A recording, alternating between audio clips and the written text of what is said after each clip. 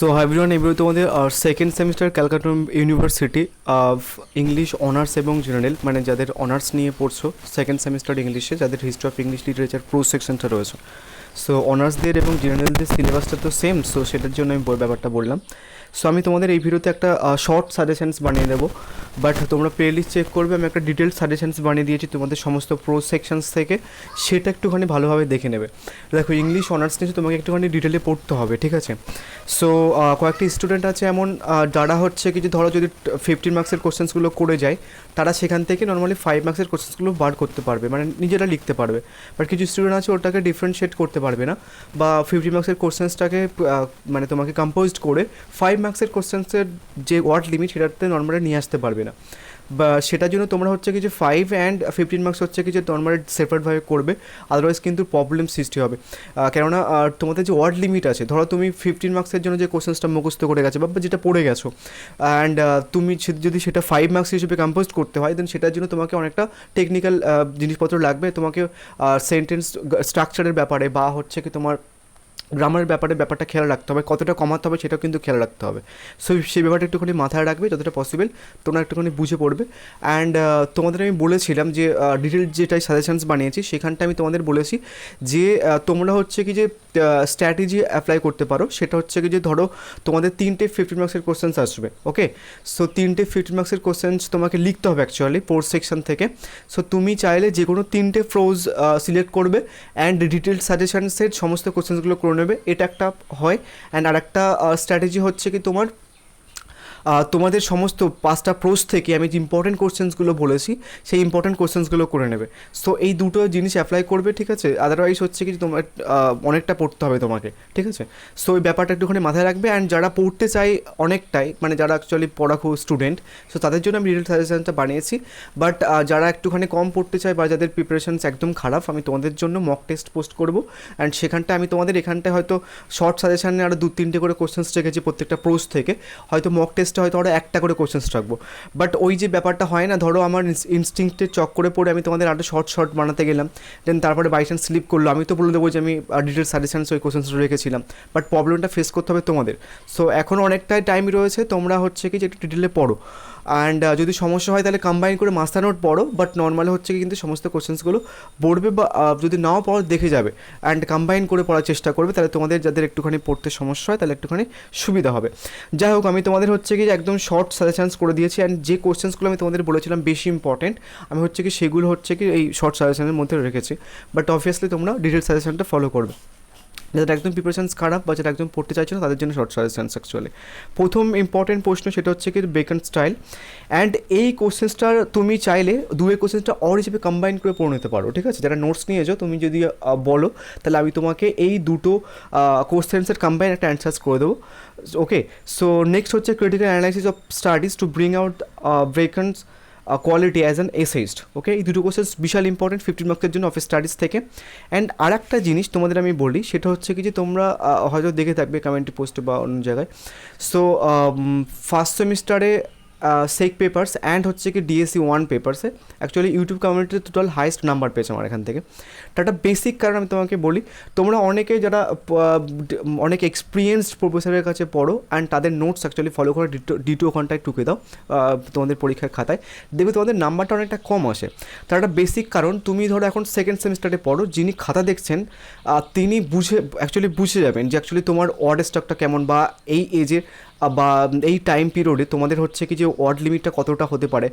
তো ওরা না অ্যাকচুয়ালি বুঝতে পেরে যায়। অ্যান্ড আমার নোটসটা তোমাদের সেই ক্রিটিক্যাল অ্যাপ্রিসিয়েশনসের বলো বা হচ্ছে কি তোমাদের রাইটিং যে পেপার্সটার কথা, চেক পেপার্সের কথা বলো, সমস্ত নোটসটা দেখবে যথেষ্ট একদম পুরো মানে সহজ ভাষায় লেখা। অ্যান্ড যারা এক্সামিনার খাতা দেখেন তারা অ্যাকচুয়ালি এটা বুঝতে পারেন বা এটা ফিল করেন যে অ্যাকচুয়ালি স্টুডেন্টরাই লিখেছে। কারণ এই যে তোমাদের ওয়ার্ড স্টকটা অ্যাকচুয়ালি ওনারা বুঝতে পারেন, যেহেতু যারা খাতা দেখবেন তারা কম এক্সপিরিয়েন্স নয়। সো ওরা অ্যাকচুয়ালি বুঝতে পারে যে অ্যাকচুয়ালি কে কোন প্রফেসর এক্সপিরিয়েন্সড অ্যাকচুয়াল প্রফেসরের নোটস লিখছে নাকি হচ্ছে কি নিজেরা লিখছে। তো তুমি একটা জিনিস খেয়াল করবে, নিজেরা লিখলে আর নাম্বার একটুখানি বেশি পাওয়া যায়, কেননা যিনি এক্সামিনের খাতা দেখেন তিনি একটু খুশি হন যে অ্যাকচুয়ালি নিজে স্টুডেন্ট লিখেছে তো নাম্বার একটুখানি বেশি দেয়, এই ব্যাপারটা কিন্তু মাথায় রাখে। এবার তুমি যদি নর্মালি খুব একটা হাই কোয়ালিটির একটা নোটস লিখে দাও তোমার পরীক্ষার খাতায়, সেখানটা এক্সামিনার বুঝে ফেলে। সো নোটসটা সিম্পল করার চেষ্টা করবে। যদি ক্রিটিক্যাল অ্যাপ্রিসিয়েশনের যে যারা অ্যাকচুয়ালি ক্রিটিক্যাল অ্যাপ্রিসিয়েশনের ক্লাস করেছো, তুমি দেখবে যে ওখানটায় যে আমি তোমাদের ক্রিটিক্যাল নোট বা ফরম্যাটটা দিয়েছি, সেখানটা অত্যন্ত সহজ ল্যাঙ্গুয়েজে লেখা, ঠিক আছে? ওটা দেখে নর্মালি এক্সামিনার বুঝতে পারবে যে অ্যাকচুয়ালি ও নিজে লিখেছে, স্টুডেন্ট নিজে লিখেছে। কেন ওই এজে মানে এই সেকেন্ড সেমিস্টার একটা স্টুডেন্টের কতটা ওয়ার্ড স্টক থাকতে পারে, অ্যান্ড একটা প্রায় 10 বছর এক্সপিরিয়েন্সড একটা প্রফেসরের কত এক্সপিরিয়েন্স থাকতে পারে, সেটা যিনি এক্সামিনার খাতা দেখছেন তিনি কিন্তু ভালোভাবে বুঝতে পারেন, ঠিক আছে? ওই ব্যাপারটা মাথায় রাখবে। নোটস হচ্ছে কি যতটা সিম্পল রাখার চেষ্টা করবে, যতটা কম ভারী ভারখাম ওয়ার্ড রাখার চেষ্টা করবে, তুমি কিন্তু মার্কস বেশি পাবে, to be honest. Okay, so মার্কসের ব্যাপারটা কিন্তু ডিপেন্ড করে তুমি কতটা সহজ ল্যাঙ্গুয়েজে লিখছো আর তুমি কতটা নিজে লিখছো তোমার ওয়ার্ড স্টকটা দিয়ে। নেক্সট আমি 3টে 5 মার্কসের কোশ্চেন্স রেখেছিলাম, আমি আর বলছি না, অনেকটা কথা বলে ফেলেছি অফিস স্টাডিজ থেকে। সো তুমি 2টো 50 মার্কসের কোশ্চেন্স করবে, আমি তাও একটা বলছি যদি কেউ কম্বাইন করে পড়তে তাহলে কিন্তু হয়ে যাবে 50 মার্কসের কোশ্চেন্সটা, অ্যান্ড তুমি 5 মার্কসের কোশ্চেন্সটা একটুখানি সেপারেটলি পড়বে। ওকে, নেক্সট আমরা এবার দেখবো ড্রিম চিলড্রেন থেকে। দেখো ড্রিম চিলড্রেনের এখানটায় কিন্তু অনেক কম্বাইন করে পড়া যায়, ঠিক আছে? আমি হয়তো তোমাদের ডিটেলস সাজেশনস রেখেছি, অ্যান্ড আমি তোমাদের হয়তো আগে কয়েকটা ভিডিওতে বলেছিলাম যে তুমি যদি সেপারেটলি কোনো কোশ্চেন অ্যান্সার্স পড়ো তাহলে একটুখানি বেশি মার্কস পাবে, অ্যান্ড অড কোড যে কোশ্চেন্সগুলো ওটার জন্য কিন্তু একটু আধটু চেঞ্জ করতে হয়। ওকে, একটু আধটু চেঞ্জ করতে হয়, 19-20 চেঞ্জ করতে হয়, ওটার জন্য তোমার মার্কস কিন্তু 2-1 নাম্বার এদিক ওদিক হতে পারে। সো তুমি যদি কম্বাইন করে পড়ে নাও তাহলে হচ্ছে কি ড্রিম চিলড্রেন থেকে মোটামুটি 2টো কোশ্চেন্স করলেই হয়ে যায়। বাট আমি তাও তোমাদের সেপারেটলি 3টে কোশ্চেন্স সেখানে রেখেছি মোস্ট ইম্পর্টেন্ট। একটা হচ্ছে কি dream children A reverie as a personal এসে অর থিম, অ্যান্ড তারপর হচ্ছে কি তোমাদের টাইটেল, অ্যান্ড তারপর হচ্ছে কি যে ফুল অফ অটোবায়োগ্রাফিক্যাল এলিমেন্টস, বা তোমাদের কোশ্চেন্সটা ঘুরে আসতে পারে যে কামিনাটা use of human paths in the dream children a রেফারি। ওকে, সো তুমি যদি কম্বাইন করে টাইটেলটার সঙ্গে ফুল অফ অটোবায়োগ্রাফিক্যাল এলিমেন্টস ব্যাপারটা পড়ে নাও তাহলে কিন্তু হয়ে যাবে। ওকে, সো তুমি কিন্তু এখান থেকে 2টো চাইলে করতে পারো। অ্যান্ড আরেকটা এক্সট্রা কোশ্চেন্স আমি এটা রেখেছি, তার কারণ এটাও কিন্তু ইম্পর্টেন্ট অ্যাকচুয়ালি। সেটা হচ্ছে কি তোমার Charles Lamb as a romantic essayist. Okay, এটা কিন্তু ইম্পর্টেন্স। সো আমি শর্ট সাজেশনসের মধ্যে একদম যেগুলো ইম্পর্টেন্ট সেগুলো রাখার চেষ্টা করেছি। নেক্সট হচ্ছে কি তোমাদের 5 মার্কসের কোশ্চেন্সগুলো। 5 মার্কসের কোশ্চেন্স অ্যাকচুয়ালি না নর্মালি ওইভাবে অ্যাকচুয়ালি বলা যায় না। 5 মার্কসের কোশ্চেন্সগুলো সাজেশনস দেখবে, 5 মার্কসের কোশ্চেন্সগুলো আমি ফার্স্ট সেমিস্টারে তোমাদের প্রোজ সেকশন এই পোয়েট্রি সেকশন থেকে এমনভাবে বানিয়েছিলাম আর যেটা যায় আসবে না সেটা লিখতে পারবে। বাট প্রোজের ক্ষেত্রে কিন্তু সেটা পসিবল নয়। প্রোজে অনেক ক্যারেক্টার আছে, অনেক এন্ডিং আছে, টাইটেল আছে, তো সেখানটার ক্ষেত্রে না 5 মার্কসের কোশ্চেন্সগুলো একটুখানি দেওয়া প্রচণ্ড টাফ। সো তাও আমি হচ্ছে কি তোমাদের 4টে কোশ্চেন্স রেখেছি, হয়তো তোমাদের ডিটেল সাজেশনে আরও কয়েকটা কোশ্চেন্স রেখেছিলাম, সেই সমস্ত বাদ দিয়ে দিয়েছি। বাট তাও তোমরা হচ্ছে এখানটায় 1, 2 আর 3 করবে, লাইন তুলে কোশ্চেন্স তোমরা নাও করতে পারো। যাই হোক, এবার হচ্ছে কি শুটিং অ্যান্ড এলিফেন্ট। এখান থেকে দেখো প্রথম ইম্পর্টেন্ট কোশ্চেন্সটা তো করবেই অবভিয়াসলি, সেটা হচ্ছে কি ইম্পেরিয়ালিজমের যে ব্যাপারটা সেটা করবে মাস্ট। দেন তারপর হচ্ছে কি তোমরা আরেকটা কোশ্চেন্স করবে, সেটা হচ্ছে কি যে শুটিং এপিসোডস যে ব্যাপারটা, discuss the episode of shooting in elephant in heroes oral এসে, এটা করবে। নেক্সট হচ্ছে কি তোমরা হচ্ছে কি যে আরেকটা করবে examine the significance of the shooting in elephant in George Orwell essay, অথবা থিম অথবা টাইটেল, অথবা হচ্ছে কি narrator psychology in shooting an elephant. এবার যদি কেউ মনে করো যে আমি কম্বাইন করে পড়বো তাহলে হচ্ছে কি যে 2 আর 3 কোশ্চেন্সটা কিন্তু কম্বাইন করে পড়া যায়, ঠিক আছে? বাট ওই যে বললাম 19-20 তুমি যদি একটুখানি সেপারেটলি কোনো কোশ্চেন্স পড়ো তাহলে একটুখানি 2-1 নাম্বার এদিক ওদিক হতে পারে। তুমি যদি সেপারেটলি পড়ো তাহলে হবে, যেটা নোটস নিয়েছো তুমি চাইলে যদি বলো 2 আর 3 কম্বাইন করে আমাকে অ্যান্সার্স দিয়ে দিতে, আমি হচ্ছে কি সেটাও কিন্তু দিয়ে দেবো। এবার হচ্ছে কি তোমাদের 5 মার্কসের কোশ্চেন্স আমি জাস্ট 3টে রেখেছি। একটা হচ্ছে কি সিম্বল, অ্যান্ড তারপর হচ্ছে কি তোমাদের 2টো লাইন তুলে কোশ্চেন্স, ঠিক আছে? সো এই 3টে করে নেবে এখান থেকে।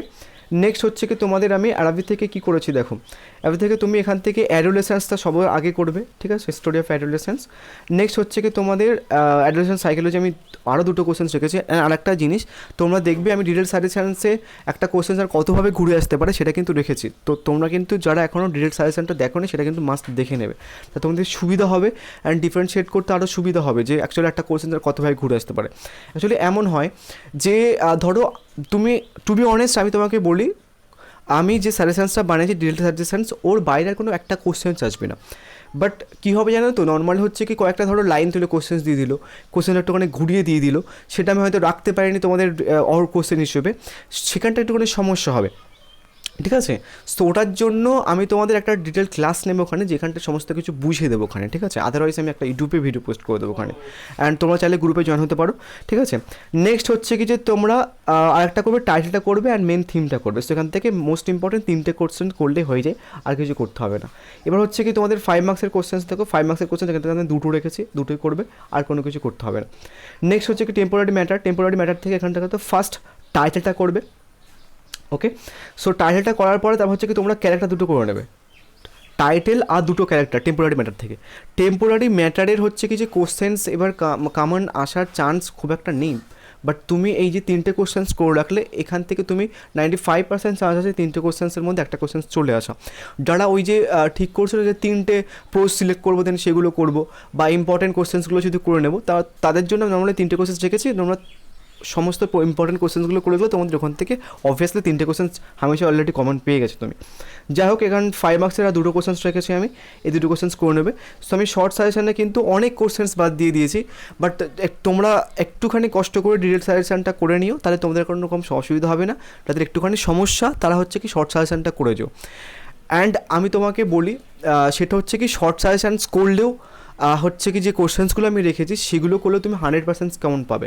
ফর দ্য সেফ সাইড আমি হচ্ছে কি ডিরেক্ট সাজেশনটা করতে বলছি, তার একটা কারণ, যদি বাই চান্স কোশ্চেন স্লিপ করে বা বাই চান্স যদি কোশ্চেন এদিক ওদিক হয়, তো সেটার জন্য, কারণ একটা সিলেবাসের উপরে 3টে পেপার্স হবে, ঠিক আছে? তো সেখানটায় তুমি ডিটেল সাজেশনটা না করো তাহলে কিন্তু সমস্যার মুখে পড়বে।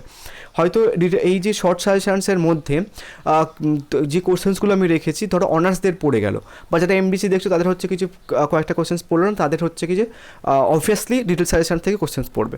সো এই ব্যাপারটা কিন্তু একটুখানি এদিক ওদিক হবে। যদি একটা পেপার্স হতো একটা সিলেবাসের ওপরে, আমি তোমাকে এখান থেকে যে কোশ্চেন্স দিয়েছি তার হাফ কোশ্চেন্স দিতাম, অ্যান্ড তোমরা 100% কেমন পেতে। বাট আমি তাও তোমাদেরকে মক টেস্ট যেটা দেবো, দুটো একটা মক টেস্ট দেবো, দেন সেই মক টেস্টটা প্র্যাকটিস করে তোমরা কিন্তু 100% কমন পেয়ে যাবে।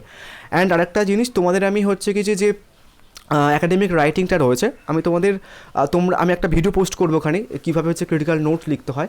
ওখানটায় দেখবে যে একটা স্টুডেন্ট এই এজে কতটা সহজভাবে তার ওয়ার্ড স্টকটা কতটা, মানে তোমার ওইটা দেখলে, মানে তোমাদের যে ক্রিটিক্যাল নোটের যে ফরম্যাটটা আমি করা হয়েছে, তুমি যদি সেটা দেখো তো তোমার মনে হবে যে তুমি নিজে লিখছো অ্যাকচুয়ালি, এতটা সহজ ল্যাঙ্গুয়েজে লেখা। তুমি যদি কোনো প্রফেসরের কোনো ফরম্যাট যদি মেনটেন করো বা লেখো, অবভিয়াসলি দেখো আমি কোনো প্রফেসরের খারাপ বলছি না, অবভিয়াসলি তাদের এক্সপিরিয়েন্স আছে। আমার যতটুকু বুদ্ধি হয়েছে বা আমার যতটুকু মনে হয়েছে আমি তোমাদের বলছি, অ্যান্ড তুমি নিজে বিবেচনা করে দেখো যে তুমি যদি নিজে লেখো কোনো একটা অ্যান্সার্স, তাহলে কিন্তু সেখানটায় এক্সামিনার খুশি হবেন, মার্কস তো আর বেশি দেবে। অবভিয়াসলি তোমার নোটসের মধ্যে বা তোমার উত্তরের মধ্যে সেই সব জিনিসপত্রগুলো মেনশানস করতে হবে যেগুলো কোশ্চেন্সের মধ্যে চেয়েছে, বাট ওইটা মেনশানস করে তোমার ল্যাঙ্গুয়েজটা ইজি করবে। তো নোটস বা তোমাদের যে অ্যাকাডেমিক রাইটিংয়ের যে ফরম্যাটগুলো আমি দিচ্ছি, সেগুলো হচ্ছে কি ওই ব্যাপারটাকে মাথায় রেখে করা। তো এটা আমার যতটুকু জ্ঞান বুদ্ধি হয়েছে আমি তোমাদেরকে ওই ব্যাপারটা বললাম, অ্যান্ড রেজাল্টসও এসছে।